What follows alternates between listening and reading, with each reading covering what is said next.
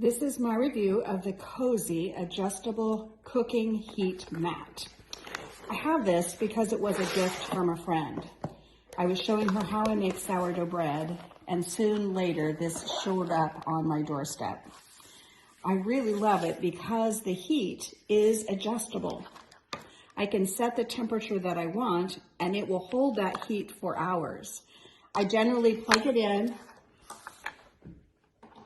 and then set the heat to 90 degrees. That seems to be the right temperature for me. I did find when I first got it that I plugged it in, put my bread on top, set the temperature, but then the dial goes black. So I thought something was wrong. I was absolutely surprised to realize that as long as I hit the button again, it shows me the number. It's there. It's just that the numbers go off the top.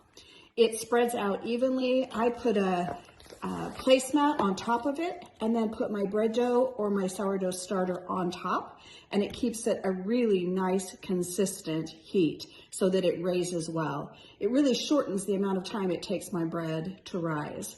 I am so excited that I got this product. I use it every single week. I give it 5 stars because it is just fabulous.